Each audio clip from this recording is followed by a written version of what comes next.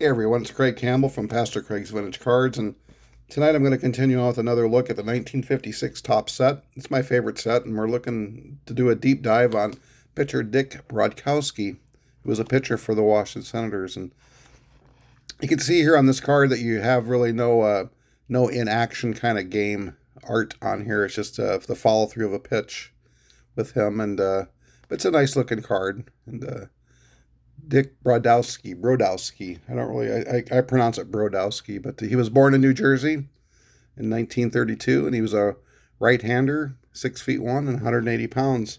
So let's take a look at Dick Brodowski's baseball career and see what we can find out as we do this deep dive.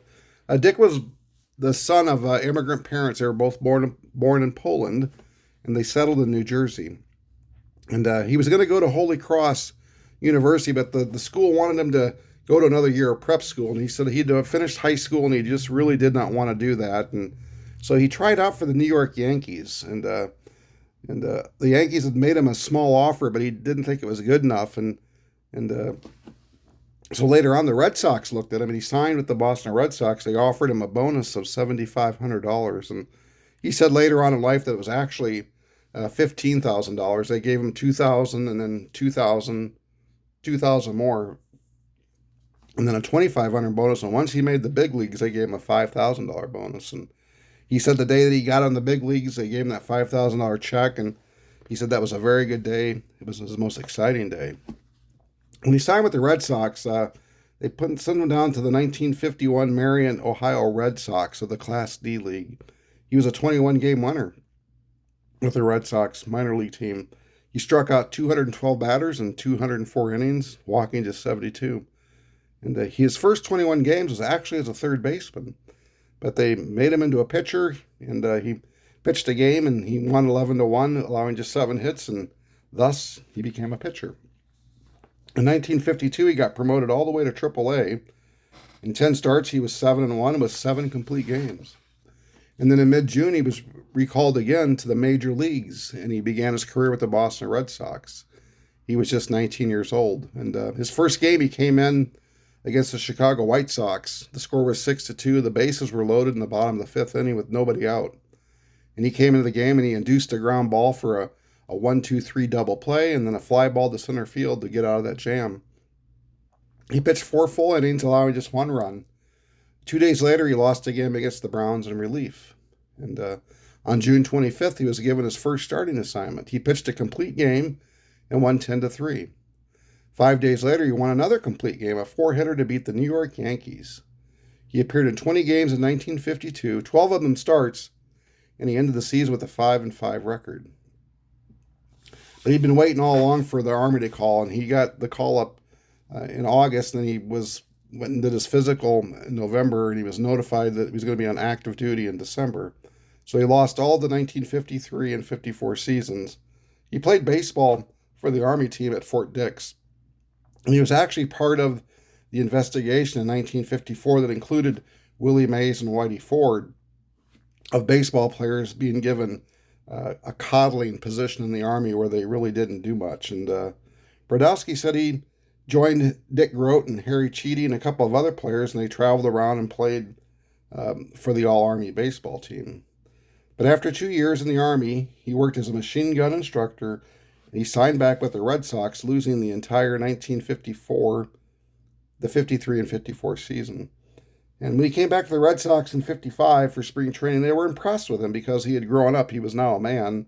And but they had some concern because they noticed a few flaws in his delivery. He was quite wild, and he just was not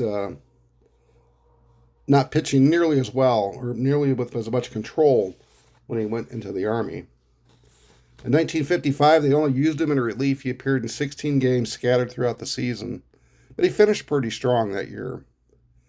And then on November 8th of that year, he was involved in a 9-player trade to the Washington Senators. And he did admit later on it was really pretty hurtful because he left a team that he really loved, an area that he grew up in with the Red Sox, and he went to the Senators, and they just were never very successful. And he was just talked about how sorrowful it was to be traded from the Red Sox. And he started the season in 1956 with the Senators, and he relieved in one game, then threw a complete game against the Orioles, but he lost 3-2. On May 6th, he was given another start, but he only lasted 1/3 of an inning, being hammered for 5 runs by the Kansas City Athletics. And then he was optioned to Louisville, the minor league team of the Washington Senators. He was recalled only in September to lose a third game. That year, he finished with a record of 0-3 for the major league team. In early 1957, with Washington, he lost another game in relief, and then he appeared in 6 more games in April and May, but his ERA was ballooned up to 11.12.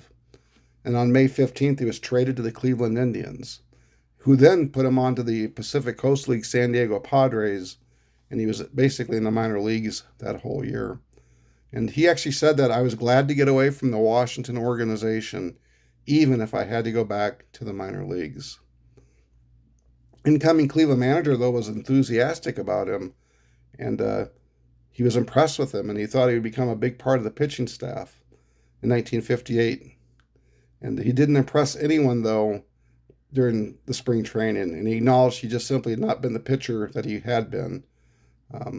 The headline said, "Bodowski lacks self-confidence." And the team went with Jim Mudcat Grant, and they shipped Bodowski back out to San Diego to be at the Padres in the Pacific Coast League. And he started the year 0-6 with them, and then they made him a reliever. And he was called back up to Cleveland on April 29th, or August 29th, and that year he finished with a 10-10 record with 100 strikeouts, winning 6 games in a row in relief. He was undefeated in that 1958 season with the Indians, going 1-0, working a total of 10 innings in 5 games, all of them in September. In 1959, he reported overweight to camp, 30 pounds, but he made the team with Cleveland. He had 3 appearances with 2 saves and a win. And he had a very good half a year pitching through the 4th of July with the Cleveland team. He was 2-2 in 30 innings, a good ERA of 1.80. But he made his final appearance when he pitched to one batter in the 10th inning and he walked him. No harm was done. The Indians had won the game, but it wasn't the way he wanted to finish his career. He had developed a sore arm, and on July 8th, they dropped him from the roster, and he was sold to the minor league team. In 1960, he worked only 4 innings for the Single-A Eastern League Reading Indians, and that was the end of his baseball career. The Red Sox still had contact with him throughout all these years, though.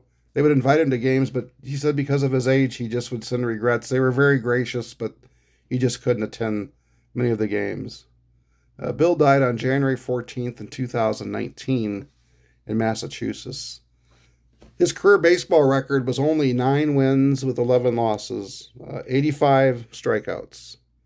He had 5 complete games and 5 saves, and he had 124 base on balls. He played for the Red Sox, the Senators, and the Indians. And Dick did not have a very good major league career, but you know what? He made the major leagues. And again, he appeared on baseball cards from the 52 through the 59 Topps issues.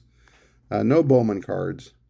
And Dick is part of the 1956 set. And yeah, he's a common player, but you know what? He's the kind of the backbone of what baseball's all about. And a guy that made the major leagues and managed to hang around for that many years with 3 different teams. And just a good story on Dick. He didn't have a successful major league career, but you know what? He did make the major leagues, and that's more than I can say for myself. And he had a subpar career, but he's part of what baseball's all about. I hope you enjoy these deep looks on the 1956 set. I enjoy looking into the background of these players, the guys that I collect, and I always find it to be quite interesting. Until next time, everybody, have a great night.